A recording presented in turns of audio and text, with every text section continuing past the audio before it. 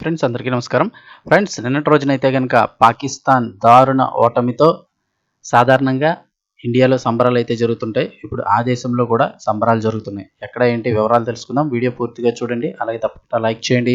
మరిన్ని అప్డేట్స్ కోసం ఛానల్‌ని సబ్స్క్రైబ్ చేసుకోండి. ప్రభుత్వం నుంచి వచ్చే లేటెస్ట్ అప్డేట్స్ అన్నీ కూడా ఎప్పటికప్పుడు మన ఛానల్ ద్వారా మీకు తెలియజేయడం జరుగుతుంది.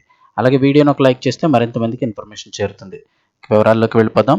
చాలా శివరాత్రులకు జరిగిన మ్యాచ్‌లో పాకిస్తాన్‌కి కాలరాత్రి మిగిలింది.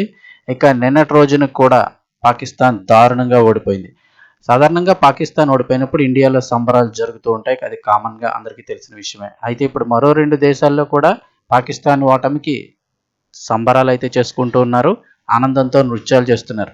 ఎక్కడ ఏంటని చూస్తే టీ20 ప్రపంచ కప్‌లో పాకిస్తాన్‌పై భారత్ ఘన విజయం సాధించింది. ఈ ఉత్సాహం కేవలం భారత సరిహద్దులకే పరిమితం కాకుండా పొరుగు దేశాల్లోనూ పెను సంచలనం సృష్టించింది. ముఖ్యంగా పాకిస్తాన్‌లోని బలూచిస్తాన్ ప్రాంతంతో పాటుగా ఆఫ్ఘనిస్తాన్‌లో కూడా ప్రజలు స్వచ్ఛందంగా రోడ్లపైకి వచ్చి భారత విజయాన్ని తమ సొంత గెలుపుగా భావిస్తూ సంబరాలు జరుపుకున్నారు.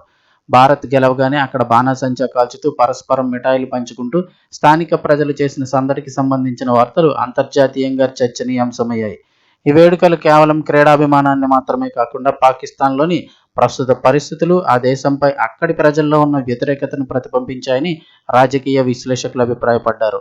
ముఖ్యంగా బలూచ్ ప్రజలు తమపై జరుగుతున్న అణిచివేతకు నిరసనగా పాకిస్తాన్ ఓటమిని ఒక పండుగలా జరుపుకోవడం కోసం సోషల్ మీడియా వైరల్‌గా మారింది. ఇలా జరుపుకోవడం అనేది. అలాగే ఆఫ్ఘనిస్తాన్‌లో ప్రజలు కూడా భారత్‌తో ఉన్న తమ స్నేహపూర్వక బంధాన్ని చాటుకుంటూ భారత్ సాధించిన విజయాన్ని ఘనంగా వేడుక చేసుకున్నారు. వీడియోని ఒక లైక్ చేయండి. మరిన్ని అప్డేట్స్ కోసం ఛానల్‌ని సబ్స్క్రైబ్ చేసుకోండి.